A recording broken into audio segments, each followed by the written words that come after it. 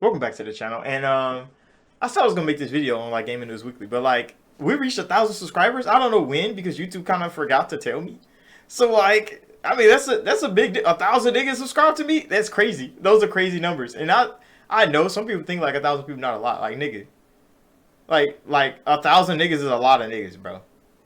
1,000 that's a lot of people. Like 100 people is a lot of people. Like fucking 10 people is a lot of people. Like people don't understand. Like 1,000 is a whole lot. And I mean, I'm gonna keep grinding. It's not like I'm gonna stop, but like I wish YouTube told me. I wish I could do like one of those countdown things. You know how YouTubers be doing, where like they have that like little counter and it be going, and then like they see it like go to like 500,000 or like a million or something. You know they do the big extravagant thing. I wish I could have did that for 1,000. Damn, that shit would have been lovely. But I didn't get to do that. YouTube was like, ah nah, you only got 1,000. That's fine. Cause I mean YouTube is big as fuck now. I don't remember when I made this YouTube channel. I can't really say when. It was back when everybody had a YouTube channel. Like everybody had one.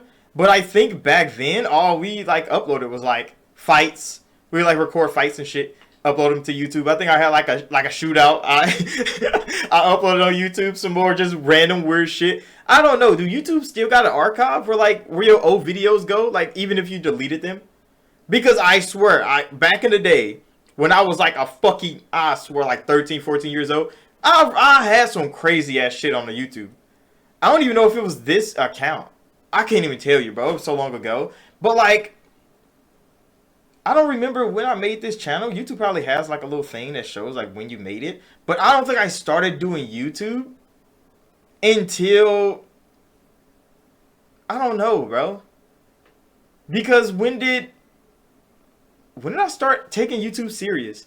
It had to be around like Greedfall time. Like when Greedfall came out, I think that's when I started taking it serious. I know I started putting more things. I think I started like putting clips on YouTube and stuff like that when I became a college dropout. That was way long ago. I think that was like 2017 or some shit. It was a long time ago. It's been a long time. So we came a long way since then. But like I think I really started trying to do YouTube around Greedfall's time. I don't know when that game came out, but I think that's when I really started trying to do YouTube. And so that's like the mark of when I like started pursuing YouTube as a career path. You could say that. But like I don't I can't recall when I like made the switch cuz I was doing so much shit. When I had to drop out of college was crazy, bro. I'm doing a little story time real quick. I should probably do more of these. I talk a whole lot. I have a whole lot of shit I could definitely talk about, bro. People could probably learn from my experiences. But like I became a college dropout out of nowhere, bro. It hit so quick. And it was just all financial related. Like it was so bad, bro. It's not like I was a horrible student. I was fucking cellular biology major. Pretty fucking good at it. It's not like I was bad. It's just I don't know. But financially, nigga, we're broke. We're poor, nigga. And college isn't a thing that you grow up learning about. Especially in the hood. I'm from St. Louis, bro. Niggas don't learn about fucking college. I didn't hear about college legitly until probably the end of my junior year. End of my junior year of high school. They like, what college you going to? I think my science teacher asked me. And I was like, I don't fucking know. That's not something you talk about. And it's wild, bro. It's so crazy looking back of how just last minute college was for all of us. I mean, my school wasn't that big. It was about like 500 kids. But like, it is crazy to think back on like niggas wasn't prepared for real life. And it could just be like St. Louis public school system. It could have just been St. Louis public school system. But I mean, I was a peak student. It's not like I wasn't, bro. I was top tier. I wish I had my trophies in here. They're somewhere in my house. I probably should have brought them so I could show y'all. But I was a peak student. Real fucking good. And yeah, so then I started thinking about it. Then senior year, everything was rushed as fuck, bro. All the examinations, rushed as fuck. I missed two ACTs. And it's so weird, bro, because you know the ACT is one of those tests that you gotta take to get into college. But like the school sets you up for one. I think you get like a free one. And I booked that hoe. I forget what the hell happened. Missed it. didn't get to take it, and they like, bro, you need to take this thing. So I think my like school counselor got me a second one. I think she like paid for me to get a second one, and then something happened. I don't know. I can't remember what happened. My mama did some shit probably, missed it again, and I'm like, what the fuck, bro? Like, because college wasn't a big deal. Like even in my family, I think I was the only one to go to college, and I mean like my grandma, them, my aunties, my mom, my cousins. I'm the only one. Legitly, maybe my little cousins and them may go. My little nephews and them. Hopefully they go. Hopefully I can inspire somebody to go. At least to try it out. But like college is expensive as shit now too. So they need to prepare for that shit young as hell. And the environment we lived in, niggas didn't prepare for that shit. That's why I ended up being a dropout anyway. But like, I think I had to pay for it myself the third time. And I mean, we were doing all this crazy shit in the hood, bro. So I mean, I had some money. So I mean, I paid for me to take an ACT. It was at the op school, and I was like, oh fuck, bro. Now I gotta go there on a Saturday morning at like 8 a.m. It's dark as fuck outside, and I gotta pull up on the op block to go to their school to take an ACT. One of the craziest events that could ever happen, bro. One of the craziest things that could never happen. I don't know why the fuck it was set up like that. And I went in there unprepared as shit, bro. They're like, you ain't bring no pencil? You ain't bring no calculator? I'm like, damn, you needed that shit for this test? Nobody told me. So I go in there, bro. I mean, I did really good on the fucking test. Like, when it came to standardized testing, I don't know. I was just real good at them. It's just one of those things. Like, I was guessing right or some shit. I knew things. It's not like I didn't know things, but like standardized tests, there were some smart people that I know could not take a standardized test. They were suffering over there. But like me, I can go in there, no sleep, unprepared as fuck, and still ace a standardized test. No problem. Never had a problem with that. It could be a surprise. You could just wake me up one morning. Here's a standardized test. Take that hoe. I'm still gonna get a good grade. I don't know why it was a thing. I sound like I'm boasting, but like that is legit how I was. So like I go to the op school, bro. I take this fucking test. Don't think nothing of it because like to think this is like halfway through my senior year, I think, of high school. So like niggas still don't think college is a reality for us. I don't think college is a reality anyway. So I'm not really thinking about it. Like, okay, I go take this test. We'll see what happens. Test scores come back. They're really fucking good. And then all the college acceptance letters start coming in. My mom was excited as fuck, bro. She was going off. She was more excited for college for me than I was.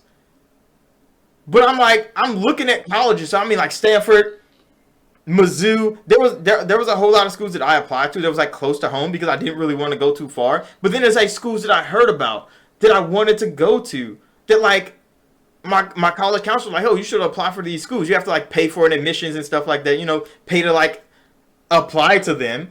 And she like helped me with all that shit. So I mean, I applied to like Stanford. There was like a school in Iowa somewhere with a crazy ass science teacher. I was a science kid. When I wasn't on the block, I was a science kid. That's kind of what I like to do. So it was all these like science schools that I was trying to get into, and I was getting in, and I'm like, nigga. Now it's like April. Acceptance letters are sliding in, flying in, bro. Mizzou sent me like merchandise. I'm talking about shirts. I think I got a picture of like a Mizzou shirt that they sent me like back then. Like I don't know where the fuck it is. It's probably on like Instagram or some shit. But like. They sent me shirts. They sent me a book, nigga, the size of my fucking torso, about shit about their school. It was crazy the length some of the schools went to, like, you know, get you to go there. But I'm looking like at the prices of the schools. I think most of them was like maybe like 25, 30, $50,000 a year. And I'm looking at the prices of these schools, and I'm like, I can't fucking go here. Like, even if you get in. I can't fucking go there because guess what? Niggas didn't tell you scholarships existed. Nigga, you go through all this school system shit. They don't tell you scholarships existed. You don't know. Like, this is crazy. I didn't know none of this shit. I'm talking about my school was so half-assed about this. Most of the people that I graduated with, they all got accepted into some kind of college. Maybe it's community college. Maybe it's a four-year college, like a smaller one, D3. Like JUCO, everybody got accepted to a college. So everybody in my graduating class could have went to school. A lot of my niggas didn't make it. So I don't even wear my high school hoodie no more. Because a lot of my niggas on that hoodie is gone. they're gone, bro. So I don't even wear the hoodie no more. Like, it's kind of sad. Like, the whole school's gone. But like, to think back, if that was the reality I was in. So I mean, I'm looking at these schools. I think like the first year of college, or like the first 2 years of college, something like, I think they paid for it. I think most of them gave me like a 1 year deal, maybe a 2 year deal, some shit like that. So I mean, I chose the cheapest school I got into. I chose the cheapest school I got into, and I still had to drop out in like 2 years. It's so crazy, bro. It's so crazy because like after the first year was over, go back second year, niggas couldn't afford that shit. My family couldn't afford it. We already knew we couldn't afford that shit.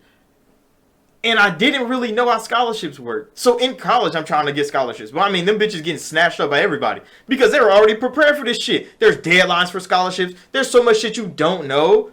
And I came into college. I'm talking about a nigga fresh out the hood, bro. Fresh out. No, nigga, I didn't take a college tour. I did a virtual tour for like Stanford, I think, because they like did a video call with me.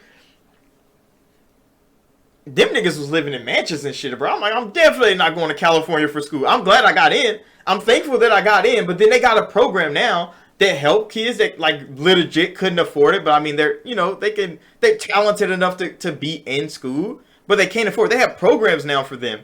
But I mean, when I was growing up, they didn't have that program. So I'm happy that program exists. It wasn't there for me. But I'm like, holy shit, bro. Just thinking back on that is crazy. How so unprepared niggas was for life. So then, yeah, I go through my first 2 years of college, meet a whole lot of great people, having a good old time. Then I get those messages, bro. How you paying for your next semester? I don't know, nigga. What the fuck do you mean? What the fuck you mean I'm paying for it? Oh, it got so bad so fast. And I mean, I take 90% of the blame for it. I wish I just did more.